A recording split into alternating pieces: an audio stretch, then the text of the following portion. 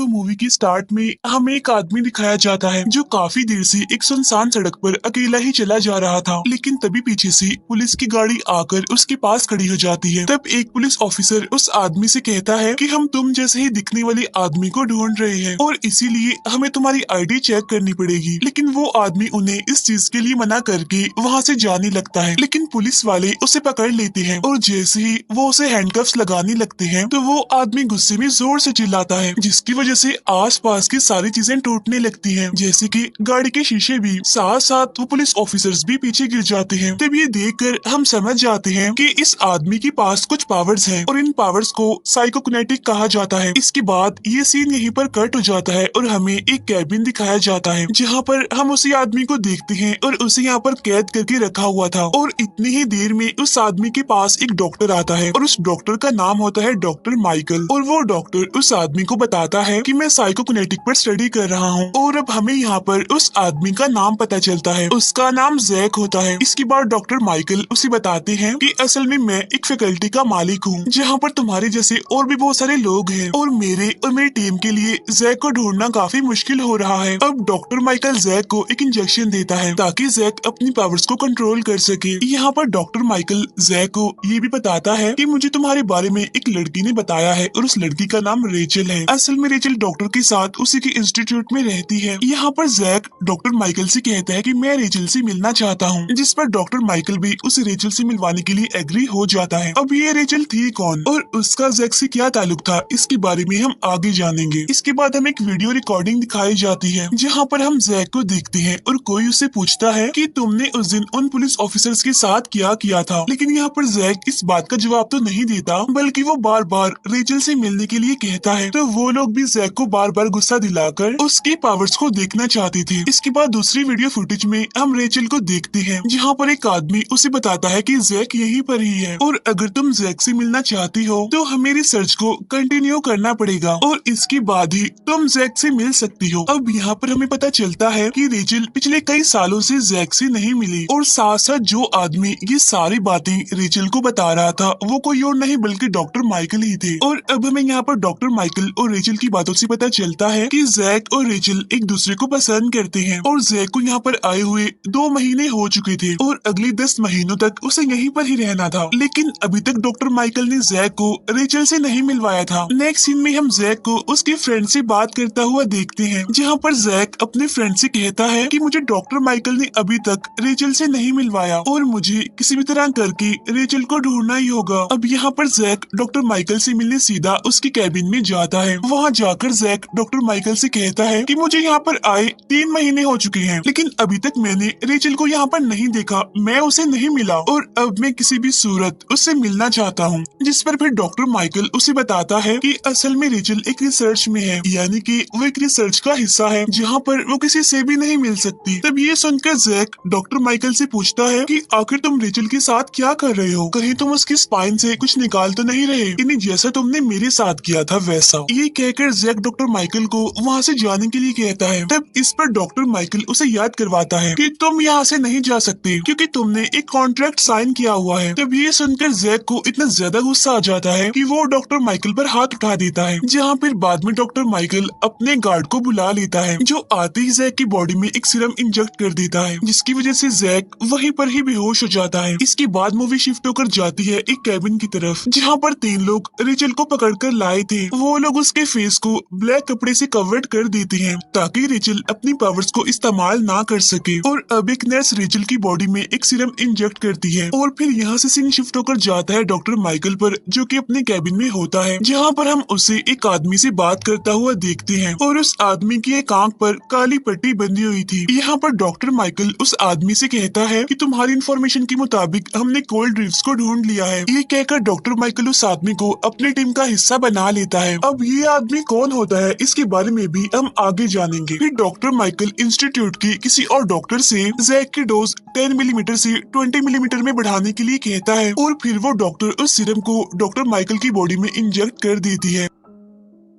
उधर हम देखते हैं रेचल को, जिसके फेस से वो कपड़ा हट जाता है और जैसे ही नर्स उसे इंजेक्शन देने लगती है तो रेचल अपनी पावर से वो इंजेक्शन उसी नर्स को लगा देती है। अब यहाँ पर रेचल की हालत काफी खराब हो गई थी क्योंकि वो आउट ऑफ कंट्रोल हो गई थी, इसलिए दूसरा आदमी डॉक्टर माइकल को कॉल करके वहाँ पर बुला लेता है। लेकिन तब तक रेचल उस आदमी को काफी बुरी तरह से इंजर्ड कर चुकी होती है। फिर डॉक्टर माइकल वहाँ पर आते ही रेचल को एक इंजेक्शन लगा देता है, जिससे रेचल फौरन ही बेहोश हो जाती है। इसके बाद डॉक्टर माइकल अपनी टीम को धमकी देता है कि ये गलती रिपीट ना हो, यानी ये गलती दोबारा नहीं होनी चाहिए। फिर वो अपने गार्ड को कहकर रेचल को अपने घर भिजवा देता है और जब वो रेचल के पास बैठा था तो उसकी बातों से हमें पता चलता है कि वो भी रेचल को पसंद करता है। इसके बाद हमें जैक दिखाया जाता है जो कि होश में आ चुका था और उसके फेस को भी ब्लैक कपड़े से कवर्ड किया गया था, लेकिन फिर भी वो अपनी पावर से उस ब्लैक कपड़े को फाड़ देता है और खुद को आजाद करने में कामयाब हो जाता है। इसके बाद जैक वहाँ से भागकर अपने फ्रेंड के पास जाता है और उसे भी वहाँ से लेकर भाग जाता है। और इसी दौरान जैक को पता चल गया था कि रेचल असल में डॉक्टर माइकल के घर पर है, इसीलिए वो दोनों सीधा डॉक्टर माइकल के घर जाते हैं, जहाँ अपने घर में पहले से ही डॉक्टर माइकल मौजूद होता है और यहाँ पर उनके बीच काफी लड़ाई होती है। और इसी दौरान हमें पता चलता है कि डॉक्टर माइकल के पास भी जैक और रेचल जैसी पावर्स हैं। फिर इसके बाद जब वो लोग गार्ड और उसके साथियों को वहाँ पर आता हुआ देखते हैं तो जैक, उसका फ्रेंड और रेचल डॉक्टर माइकल को इंजर्ड करके वहाँ से भाग जाते हैं, लेकिन फिर लास्ट में बेचारा जैक का फ्रेंड पकड़ा जाता है। उधर जैक और रेचल के पीछे डॉक्टर माइकल का एक आदमी पड़ जाता है, जिससे जैक अपनी बहुत सारी पावर्स का इस्तेमाल करके मार देता है। अब इतनी पावर्स इस्तेमाल करने की वजह से जैक भी कमजोर होने लगता है। फिर लकीली वहाँ पर एक गाड़ी आकर रुकती है और उस गाड़ी को रोककर रेचल जैक की हेल्प करती है, यानी वो जैक को गाड़ी में बिठाकर वहाँ से भाग जाती है। जहाँ रास्ते में जैक रेचल से पूछता है कि क्या तुम पहले ये बात जानती थी कि डॉक्टर माइकल हम में से एक है, जिस पर रेचल जैक को बताती है कि डॉक्टर माइकल हमारा डीएनए निकाल कर खुद पर इस्तेमाल करता है, जिसकी वजह से वो हमारे जैसा बन सकता है। उधर डॉक्टर माइकल अपनी कैबिन में उसी पट्टी वाले आदमी से मिलता है और यहाँ पर हमें उस आदमी का नाम पता चलता है, उसका नाम लेविन होता है। फिर डॉक्टर माइकल लेविन और अपने गार्ड को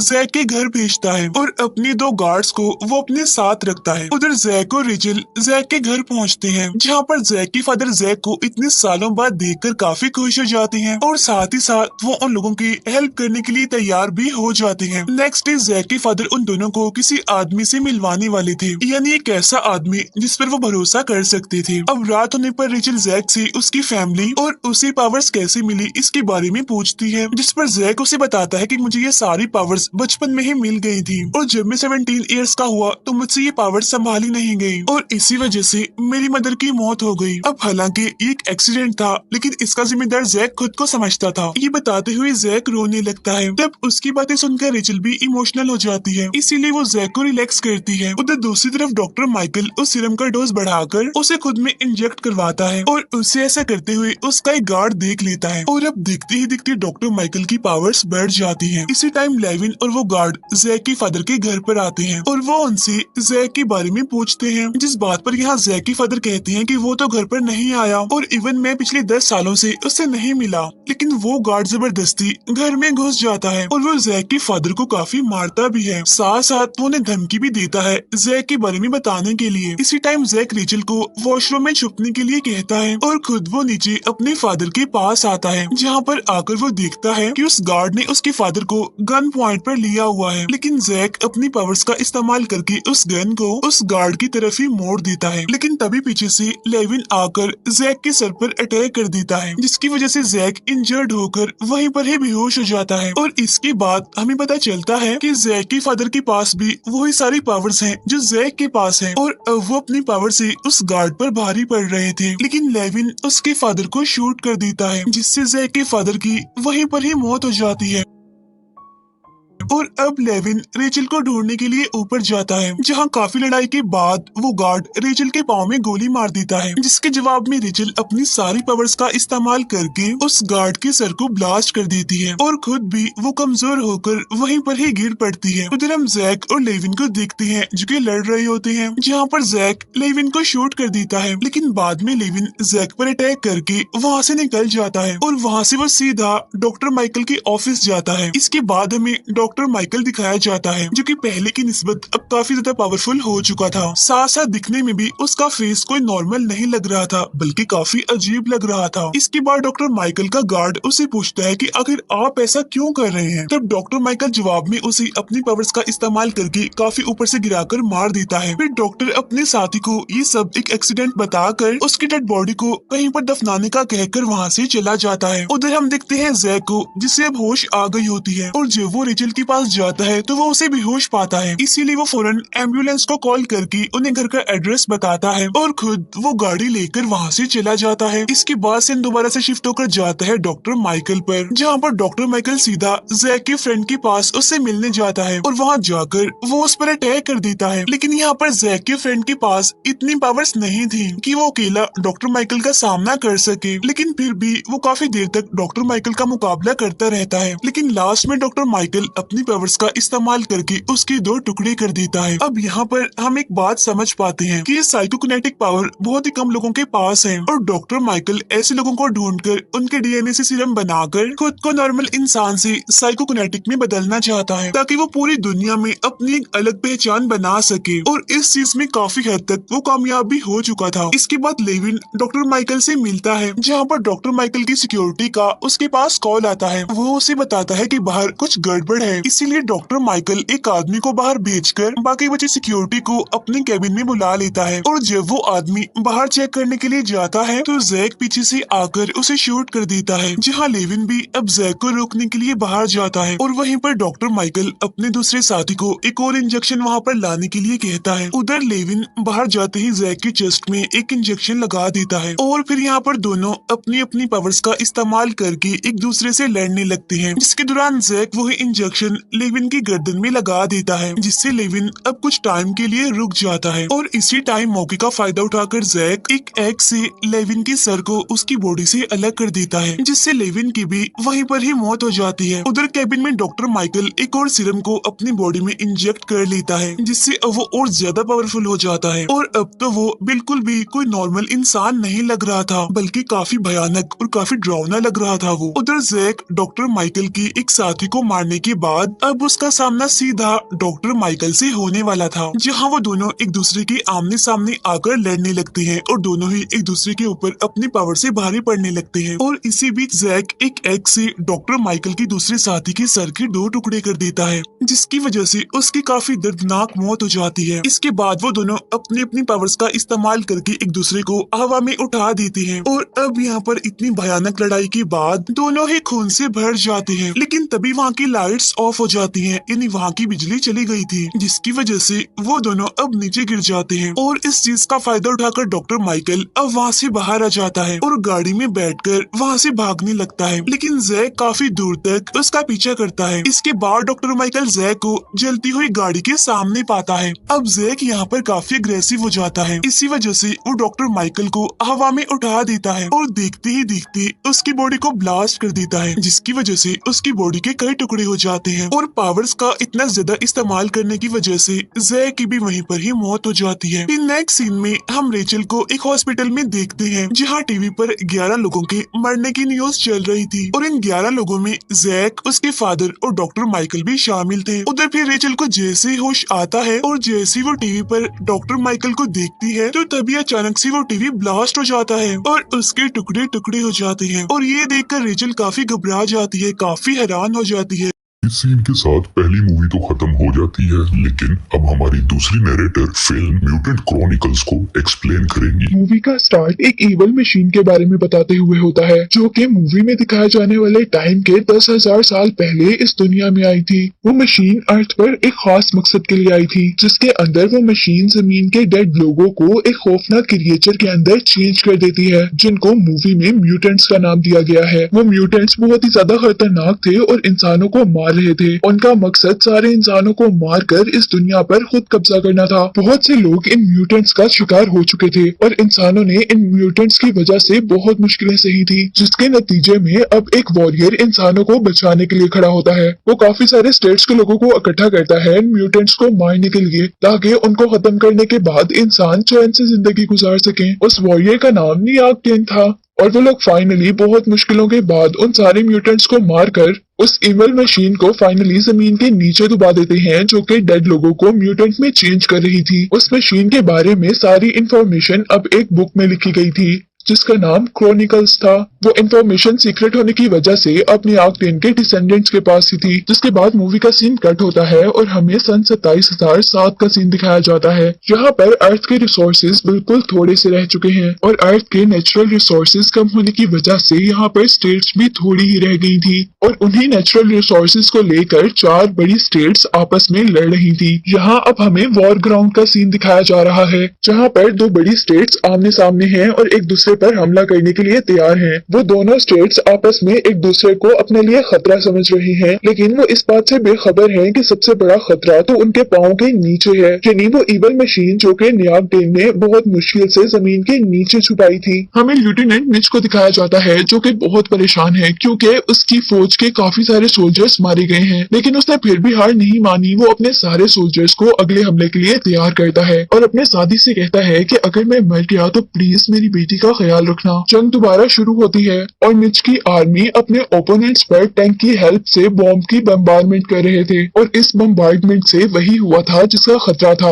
यानी उस बम्बार्डमेंट से उस इवल मशीन का गेट खुल चुका था जिसको बहुत मुश्किल से हजारों साल पहले यहाँ पर बंद किया गया था और अब उस इवल मशीन के अंदर से बहुत से इवल म्यूटेंट्स निकल रहे थे जिनके बारे में मैं मूवी में पहले आपको बता चुकी हूँ। वो म्यूटेंट्स बहुत बुरे तरीके से दोनों आर्मीज के लोगों को मार रहे थे। सोल्जर्स अभी तक उन म्यूटेंट्स के बारे में नहीं जान पाए थे। उनको लग रहा था कि वो आपस में ही जंग लड़ रहे हैं, लेकिन उन सबको सच्चाई का पता तब चला था जब वो एक एक करके म्यूटेंट्स बहुत सारे उनके सामने आ गए थे। उन्होंने तकरीबन सारे ही सोल्जर्स को मार दिया था, जिसके बाद वो म्यूटेंट्स उन डेड सोल्जर्स को उसी इवल मशीन की तरफ लेकर जा रहे थे, जो इवल मशीन डेड लोगों को म्यूटेंट्स में चेंज करती है। उन म्यूटेंट्स को मारना या उनसे बचना बहुत ज्यादा मुश्किल था। यहाँ कोई भी सोल्जर ये काम नहीं कर पाया था, इसलिए वो सोल्जर डर कर मैदान छोड़कर भाग चुके थे और यहाँ एक आदमी लेफ्टिनेंट मिच को बचाने के लिए अपनी जान सेक्रीफाइस कर देता है, जिसके नतीजे में मिच वहाँ से बचकर भाग चुका था और मिच ही हमारी मूवी का मेन कैरेक्टर है। सीन शिफ्ट होते हैं कुछ मॉन्क्स की तरफ। हमें पता चलता है कि सीनियर मॉन्क न्यूयार्क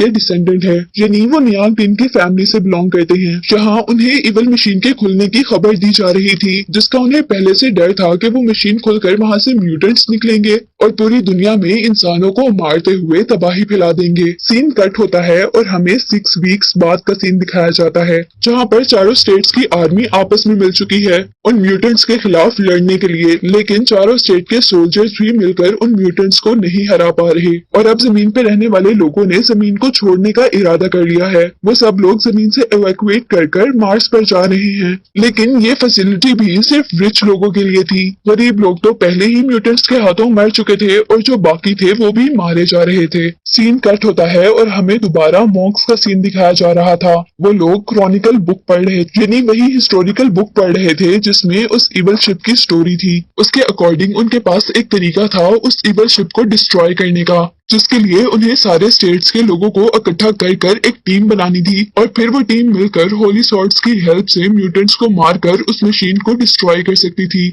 यहाँ अच्छी बात ये थी कि जो इस टीम का हिस्सा होगा उनकी फैमिली मेंबर्स को मार्स में जाने के लिए इवैक्यूएशन टिकट्स दिए जाएंगे। यहाँ मॉन्क पहले स्टेट के ऑनर और कॉर्पोरेशन से मिलते हैं, उन्हें वो सारी स्टोरी बताते हैं, लेकिन अब हम देख रहे थे कि स्टेट के चीफ ने मॉन्क की हेल्प करने से इनकार कर दिया था क्योंकि उनको लगता था कि म्यूटेंट से बचने के लिए इस दुनिया को छोड़ने के अलावा उनके पास कोई रास्ता नहीं है। जिसके बाद अब मॉन्क मिच से मिलते हैं, जो कि एक रेस्टोरेंट में काफी परेशान बैठा हुआ था क्योंकि उसके पास उसकी वाइफ और बेटी को बचाने के लिए इवैक्यूएशन टिकट्स नहीं थी। मॉन्क उसे टीम का मेंबर बनने की ऑफर करते हैं, लेकिन वो ये कहकर इनकार कर देता है कि अब उसे इस दुनिया के मामलात में कोई इंटरेस्ट नहीं है और अब वो मॉन्क की दी हुई इवैक्यूएशन टिकट्स को भी छोड़कर वहां से वापस आ चुका था। लेकिन मिच के अंदर कहीं ना कहीं अभी भी इंसानियत मौजूद थी। वो इंसानों को ऐसे मरते हुए नहीं देख सकता था, इसीलिए नेक्स्ट डे वो डिसाइड करता है कि वो मॉन्क की हेल्प करेगा और वो उनसे मिलने के लिए जैसे ही टेम्पल के अंदर जाता है तो वो देखता है कि वहां पर पहले से बहुत से लोग मौजूद हैं। वो यहाँ पर किसी टिकट्स के लिए नहीं आया था, लेकिन फिर भी मॉन्क के प्रॉमिस के अकॉर्डिंग उसके घर पर इवैक्यूएशन टिकट्स आ चुकी थी, जिसे देखते ही मिच की वाइफ जो कि अपने और अपनी बेटी के लिए पॉइजन तैयार कर रही थी, वो अपना फैसला चेंज कर देती है क्योंकि इवैक्यूएशन टिकट्स को देखकर वो बहुत ज्यादा पुरउम्मीद हो चुकी थी कि वो लोग बच जाएंगे। सीन्स दोबारा टेम्पल की तरफ शिफ्ट होते हैं, जहाँ पर मॉन्क उन सारी टीम को ब्रीफ कर रहे थे। वो सबको बता रहे थे कि उनके पास एक खास डिवाइस है जिसको मशीन के मेन पार्ट के अंदर लगाने से वो मशीन इस दुनिया से चली जाएगी। लेकिन यहाँ परेशानी की बात ये थी कि ये मशीन एक ट्रिगर से चलनी थी, जिस ट्रिगर का एक्टिवेटर उनके पास मौजूद नहीं था। मॉन्क उन्हें बता रहे थे कि वो एक्टिवेटर की उन्हें किसी न किसी तरह ढूंढनी होगी। जिसके बाद अब यहाँ पर हमें एक लड़की को दिखाया जा रहा था। वो मॉन्क के साथ ही रहा करती थी और वो सारी टीम मेंबर को लेकर एक खास रूम के अंदर जाती है जहाँ पर एक म्यूटेंट कैद था। वो लोग इस म्यूटेंट पर एक्सपेरिमेंट कर रहे थे कि किस तरह म्यूटेंट्स को मारा जाए। लेकिन हैरानी की बात ये थी कि म्यूटेंट्स किसी भी चीज से नहीं मर रहे, इवन वो म्यूटेंट्स फायरिंग से भी नहीं मर रहे थे। म्यूटेंट के ऊपर काफी एक्सपेरिमेंट करने की वजह से उसको गुस्सा आ जाता है और म्यूटेंट अब गुस्से में एक मॉन्क पर अटैक कर देता है और वो मॉन्क बहुत आसानी से उससे लड़ते हुए अपनी स्वॉर्ड से उसे हरा देती है, जिससे उन्हें म्यूटेंट्स को मारने का रास्ता मिल चुका था। उनको पता चल गया था कि वो लोग म्यूटेंट्स को होली स्वॉर्ड की हेल्प से मार सकते हैं। जिसके बाद वो सब लोग म्यूटेंट से लड़ने के लिए तैयार थे। वो सभी लोग एक शिप के अंदर बैठते हैं और यहाँ पर सारे मॉन्क्स भी उनकी हेल्प के लिए उसी शिप के अंदर थे। वो लोग उस शिप के जरिए इवल शिप तक पहुंचना चाह रहे थे, लेकिन यहाँ हवा में ही उनका सामना होता है एक सोल्जर शिप से। असल में उनके अंदर सोल्जर्स नहीं थे बल्कि म्यूटेंट्स थे, जो कि उनकी शिप को हवा में ही जला देता है और अपनी जान बचाने के लिए उन सब लोगों को एक इवैक्यूएशन पॉड के अंदर जाना पड़ता है। वो सब लोग एस्केप पॉड के अंदर तो चले गए थे, लेकिन एस्केप पॉड का लीवर बाहर से खुलना था। इसलिए यहाँ पर एक आदमी अपनी जान को सेक्रीफाइस करने के लिए उन सारे लोगों को इस पॉड के अंदर जाने का कहता है और खुद शिप के अंदर रहकर ही एस्केप पॉड को रिलीज कर देता है, जिसकी वजह से वो तो शिप के अंदर ही मर चुका था। लेकिन एस्केप पॉड में भी जान बचाकर आ जाना उनके लिए सेफ नहीं था, क्योंकि अब एस्केप पॉड का पैराशूट भी खराब था। और मिच यहाँ बहुत ही होशियारी का मुजाहरा करते हुए जल्दी से शिप के दूसरे पैराशूट को ऑन करता है, जिसकी हेल्प से वो बामुश्किल ही सही पर जमीन पर लैंड कर चुके थे। और इस लैंडिंग प्रोसेस में भी उनका एक आदमी मारा जा चुका था। वो सब लोग अब म्यूटेंट्स के शहर में थे, यानी उस शहर के अंदर थे जहाँ पर वो एलियन शिप थी। वहाँ आने पर हर जगह खौफनाक मंजर था, जगह जगह बहुत से स्केलेटन्स पड़े हुए थे। उन लोगों का यहाँ आकर पहला मिशन उस टनल को ढूंढने का था जिसके जरिए वो मशीन तक पहुँच सकते थे, यानी इवल शिप तक पहुँच सकते थे। और वो लोग ये काम जल्द ही कर लेते हैं और अब वो सब लोग उस टनल में मौजूद एक लिफ्ट के जरिए नीचे जा रहे थे। और यहाँ पहले आदमी के उतरते ही चारों तरफ से म्यूटेंट्स ने उन पर अटैक कर दिया था। वो आदमी बहुत मुश्किल से अपने आप को प्रोटेक्ट कर वहाँ से भाग रहा, लेकिन बहुत से म्यूटेंट्स चारों तरफ से उसके पीछे थे। जहाँ लिफ्ट के ऊपर बहुत से लोग मौजूद थे और उस लिफ्ट के जल्दी से नीचे उतरने पर वहाँ एक एक्सप्लोजन होता है, जिससे एक मिनट के लिए मॉन्क के पास से सारे के सारे म्यूटेंट्स हट चुके थे।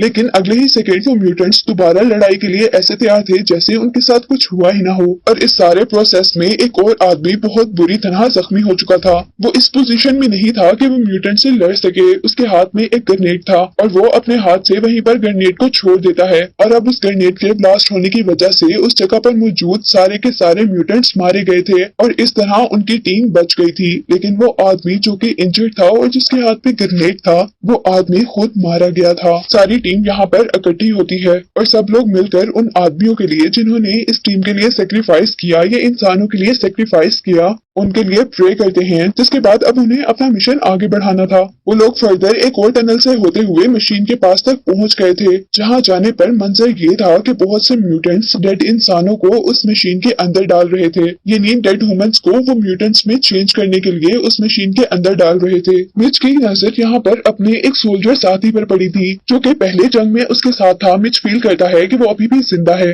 इसलिए जल्दी से वो म्यूटेंट्स के पास जाकर उसे बचाकर एक साइड पर लेकर आता है और उससे कुछ बात करता है। लेकिन बात करने के बाद अब उसे रियलाइज हुआ था कि उसकी हालत बिल्कुल भी अच्छी नहीं है। वो कुछ देर से ज्यादा जिंदा नहीं रह सकता, इसीलिए वो खुद उसे शूट कर देता है। इस सीन में अब हमें दिखाया जा रहा था कि वो सब लोग मिलकर मशीन के हार्ट की तरफ यानी मेन पार्ट की तरफ जा रहे थे, जहाँ जाकर उन्हें वो डिवाइस इंसर्ट करनी थी और उस मशीन को इस दुनिया से बाहर भेजना था। मशीन के मेन पार्ट तक जाने के लिए वो लोग एक ब्रिज के ऊपर से चल रहे थे, जहाँ पर एक लड़की का पांव स्लिप हो जाता है और वो बिल्कुल उस ब्रिज से नीचे गिरने वाली थी, जहाँ नीचे बहुत से म्यूटेंट्स मौजूद थे जो कि उसे मार देते। सभी लोग उसे ऊपर खींचने की कोशिश करते हैं क्योंकि उसी के पास वो डिवाइस थी जिसकी हेल्प से उन्होंने अपना मिशन कंप्लीट करना था। लेकिन जब वो लोग इस काम में फेल हो रहे थे तो उनके साथी उनसे उनका बैग ले लेते हैं। यहाँ क्योंकि उनके 2 टीम मेंबर उस ब्रिज से नीचे ग्राउंड पर गिर चुके थे, इसीलिए बाकी टीम भी अब ग्राउंड पर गिरकर अपने साथियों की हेल्प करने का डिसाइड करती है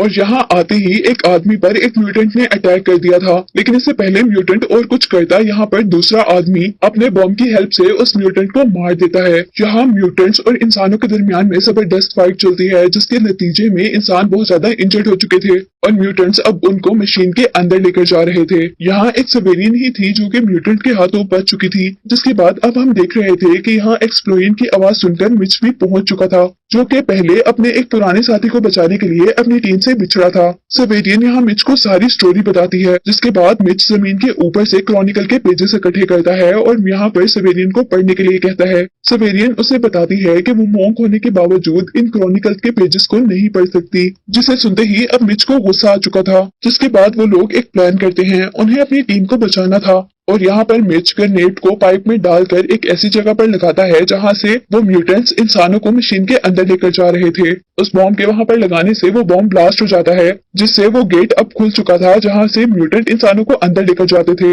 और वहां जाते ही वो फाइनली अपने साथियों को बचा चुके थे, जिन्हें वो म्यूटेंट अब उस पिट में डालने वाले थे जहाँ से इंसानों को म्यूटेंट में चेंज किया जाता था। नेक्स्ट सीन में अब हम देखते हैं कि वो सारी टीम किसी न किसी तरह सिविलियन के साथ एक और लड़की को मशीन के मेन पार्ट तक पहुंचाने की कोशिश कर रहे थे, जबकि इंसानों ने अब उस मशीन के मेन पार्ट तक आने का म्यूटेंट्स का रास्ता ब्लॉक कर दिया था। लेकिन म्यूटेंट्स कौन सा हार मानने वाले थे, वो लोग भी उस रास्ते को क्लियर करने की कोशिश कर रहे थे। ये देखते हुए अब एक आदमी उस जगह पर जाता है जहां से म्यूटेंट अंदर आने की कोशिश कर रहे थे। वो म्यूटेंट्स को ब्लास्ट करना चाहता था। जाने से पहले वो मिच को सल्यूट करता है और वहां पर एक एक्सप्लोजन हो जाता है, जिसके नतीजे में अब मिच उस पिट के अंदर गिर चुका था जिस पिट में इंसान म्यूटेंट बनते थे। वो वहां जाकर एक जाली नुमा प्लेट के ऊपर गिरा था, जिस पर गिरते ही उसके हाथ और पांव बंध चुके थे। जिसके बाद अब उसकी बॉडी में एक अजीब सा फ्लूइड इंजेक्ट किया जाता है और इससे पहले कि अब वो मशीन मिच की आइज को डिस्ट्रॉय करती, मिच किसी न किसी तरह अपने आप को छुड़वाने में कामयाब हो गया था। वो जल्दी से खड़ा होता है और मशीन के उस पार्ट को फायर करता है जिसने उसे इंजेक्ट किया था। जिसके बाद अब फाइनली मिच सिविलियन और दूसरी लड़की के पास पहुंच चुका था, जो कि मशीन के मेन पार्ट में थी। पहले तो वो मिच को देखकर शॉक हो गई थी, क्योंकि मिच बिल्कुल एक म्यूटेंट की तरह दिख रहा था। लेकिन फिर जब मिच उन्हें बताता है कि वो एक म्यूटेंट नहीं है और वो उनका टेस्ट लेती है, तो वो फिर रिलैक्स होती है। जिसके बाद अब हम देख रहे थे कि मिच उस मशीन के अंदर फाइनली उस डिवाइस को फिट कर चुका था, जिस डिवाइस से इस मशीन ने अर्थ से ऊपर चले जाना था। लेकिन जिस तरह हमें पहले पता है कि उन्हें इस डिवाइस को एक्टिवेट करने के लिए एक की चाहिए, जो कि उनके पास नहीं थी। और इतने में ही यहाँ पर अब ग्रेट मॉन्क आ चुके थे, जो कि न्याग डेन के डिसेंडेंट थे। हम देखते हैं कि वो पूरी तरह म्यूटेंट में चेंज हो चुके हैं और वो आते ही सिविलियन पर अटैक कर देते हैं। सिविलियन उन्हें मारना चाहती थी, लेकिन क्योंकि वो उनके मॉन्क थे, वो उसे नहीं मार पाई थी। और इस चीज का फायदा उठाते हुए वो मॉन्क, जो कि अब एक म्यूटेंट था, वो सिविलियन को पूरी तरह मार चुका था। जिसको मारने के बाद अब वो म्यूटेंट मॉन्क मिच को मारने के लिए आगे बढ़े थे।